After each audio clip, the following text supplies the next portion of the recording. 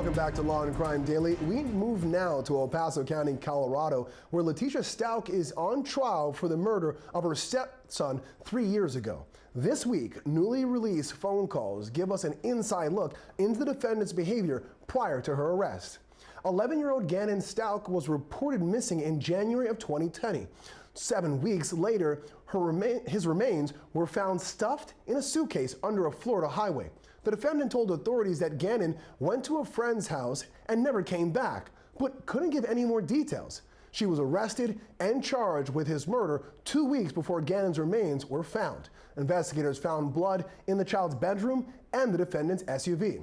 Stauch is pleading not guilty by reason of insanity. This week, phone calls were played to the jury between the defendant and Gannon's father, L. Stauch.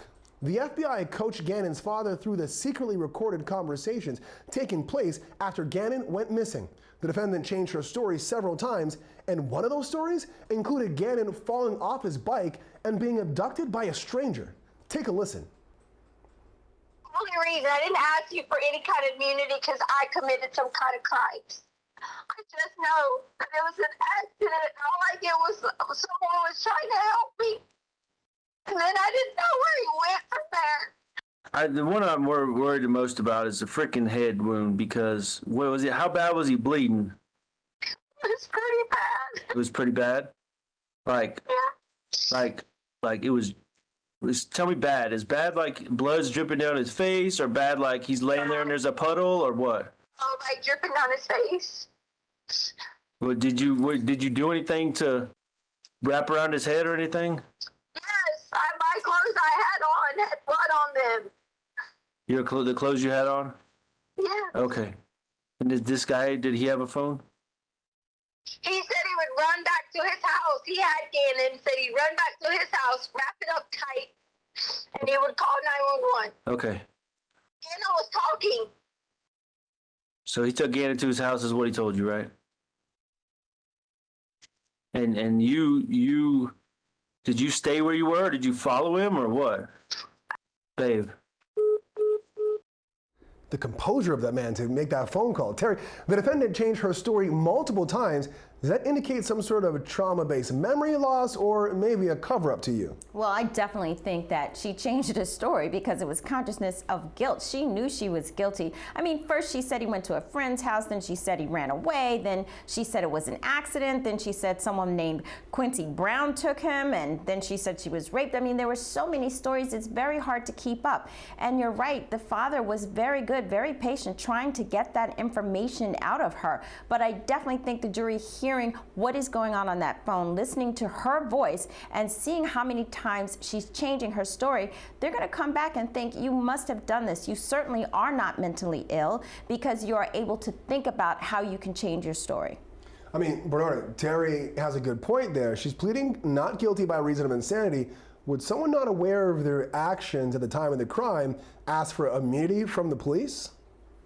Exactly. I think it's going to be very difficult for the defense to actually prevail that she suffered from some kind of mental condition that prevented her from knowing the difference between right and wrong, because those same acts, as Terry mentioned, that were consciousness of guilt, were actually also showing her mindset, her thinking as to she knew what she did, what she was wrong. So that's why she had to lie about it. But also you got to look at the 911 call. You have to look at that they have the truck leaving and coming back. You got to look at also her actions, that she drove across the country to go bury this child, to keep him away from Colorado so he wouldn't be found. And those actions all show you that she knew what she did was wrong and was trying to get away with it. Yeah, well, in her defense, the insanity of defense applies at the time of the murder, but you've really got to thread the needle with all the facts you two brought up. Well, we'll continue to follow here on Law and Crime, but when we come back, hundreds of undercover police officers are filing lawsuits after their identities were publicly released online. We're breaking down why the city of Los Angeles could be in some serious legal trouble.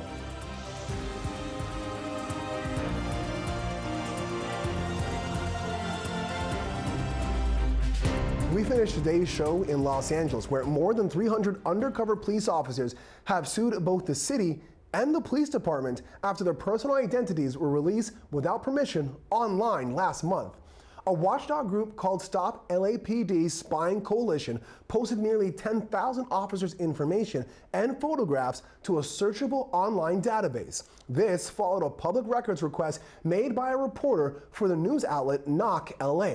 The officers claim they had no advance notice before their information was published to the database called Watch the Watchers.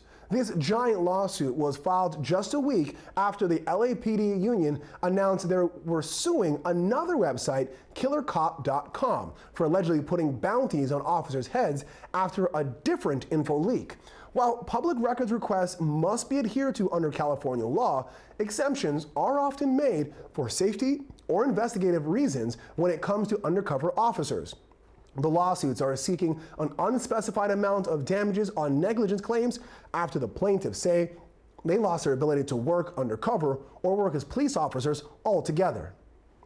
Bernardo, how would the plaintiffs be able to prove there are exceptions for them when it comes to public records requests? This is a huge problem, Brian, because you got to think this is an important issue because these officers are working in an undercover capacity. They can no longer work if their identification, especially their photograph, is known to the public. They cannot do their job. And aside from not being able to do their job, their safety is at risk. So I think this has to be carved out as an exception. Let's not forget that in New Jersey, just a few years ago, remember the judge whose son was killed as a result of her information being online, and this person that was demented going to her house and then end up shooting her son. So I think something has to be carved out, but the question would be who will monitor this to make sure that these websites comply with it. Yeah, I don't think I'm being too hyperbolic, but I imagine a drug deal going down with an undercover officer and someone just in the background being like, is that you?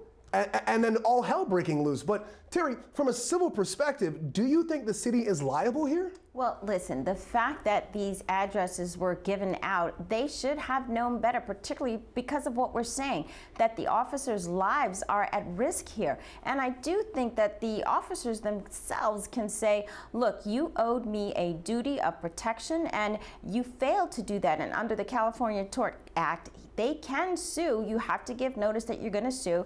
And they could say, look, you endangered me. My life is in danger. My family is in danger. And this is why we are suing. And I definitely think that they could have some ramifications here. They could have emotional distress and they could have negligence suit here. And so no doubt about it, I think you could see some civil actions all around, all across the board, but even by the police officers whose lives I think are in danger here because their names have been revealed. Yeah, hey, watch the watchers, but make sure that they're safe while doing it. Bernardo, Terry, thank you. And thank you for joining us here on Law and Crime Daily. We'll see you next time as we discuss justice in America.